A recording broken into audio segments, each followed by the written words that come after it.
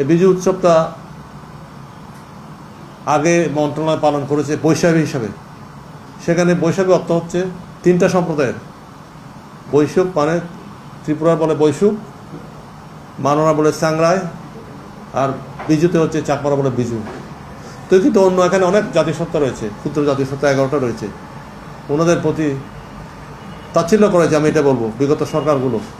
সে কারণে আমাদের মাননীয় প্রধানমন্ত্রী এটা উপলব্ধি করেছেন বাংলাদেশি জাতীয়তা ভিত্তিতে যে সম্প্রদায় রয়েছে, ক্ষুদ্র ক্ষুদ্র 2000 জনগোষ্ঠী, সব সম্প্রদায়ের নাম নিয়ে হবে ওনারা যেটা পালন করেন।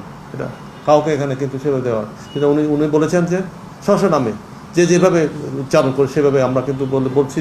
এ কারণে আমরা বলতে চাচ্ছি যে বিজু, সাংরাই, বৈশু, বিশু, সাংলান এবং সংক্রান্ত, এই মাধ্যমে আমরা কিন্তু আজকের আগামী 12ই এপ্রিল আমরা সচিব সাহেব বলেছেন আমরা একটা প্রোগ্রাম করতে যাচ্ছি। এটা হচ্ছে তারেক সাহেবের বিশেষ নির্দেশনায় উনি কিন্তু বলেছেন আমাদের স্বকীয় কৃষ্টির যেই যত ছোটো বড় হোক না কেন সবার প্রতি সম্মান প্রদর্শন করতে হবে। সে আলোকে আমরা আজকে এই প্রেস কনফারেন্সে মিলিত হয়েছি। আমরা সাংবাদিকদের বিশেষ করে বলতে চাই এই বিষয়গুলো আমাদের সারা বাংলাদেশে ছড়িয়ে যেতে হবে। আমরা বাংলাদেশি জাতীয়তাবাদের ভিত্তিতে সমগ্র জনগোষ্ঠীকে নিয়ে এগিয়ে যেতে চাই, এখানে কোনো বৈষম্য থাকবে না। আমি একটু বলি যে আমাদের 3টা পর্যায়ে কিন্তু আমি চলছি। ফুল বিজু আজ হচ্ছে 9 এপ্রিল, 26শে চৈত্র 1432 বঙ্গাব্দ। আমরা পালন করব আগামী 12 এপ্রিল 2026 খ্রিস্টাব্দ, 29শে চৈত্র 1432 খ্রিস্টাব্দ। 29শে চৈত্র হচ্ছে আমরা পালন করি ফুল বিজু।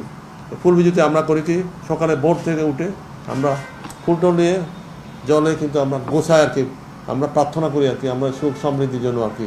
এটা ভাসানো না, অনেকে কিন্তু ভাসানো বলে। আমরা কিন্তু প্রণাম শ্রদ্ধা করি, আমরা যতগুলো আমরা এখানে গডের নামে হোক সমর্পণ করে আমরা এগুলো গোছায় দিই। তো ওই দিন হলো হচ্ছে যে 12 তারিখ হচ্ছে ফুল বিজু। মূল বিজু হচ্ছে নেক্সট ডে 30শে Chaitra, last day of the Bangla year আর কি। ওই দিন আমরা করি কি, ওই দিন আমরা কিন্তু লাইক ঈদের উৎসবের মতো আর কি, সবাই মোটামুটি সবাই নতুন কাপড় পরবে।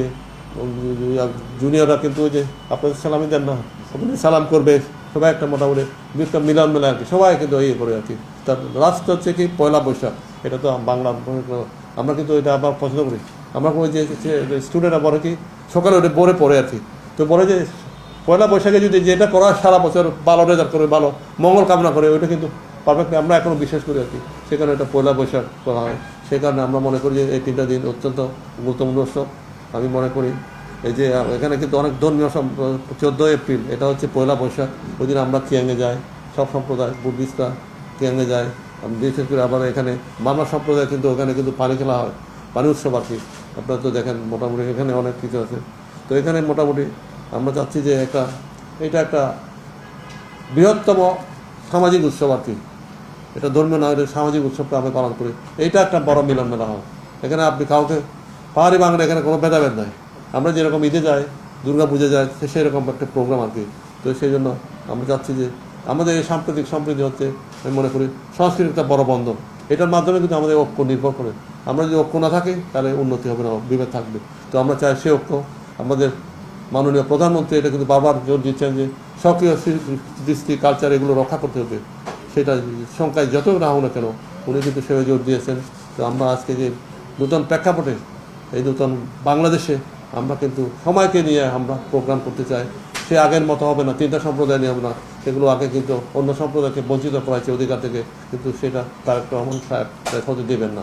তো আমরা আপনাদের সবাইকে জানাচ্ছি, আমরা আশা করি আগামীতে আমরা নূতন বাংলাদেশ করার পথে পার্বত্য চট্টগ্রামও একটা বাংলাদেশের ক্ষেত্রে বড় ভূমিকা পালন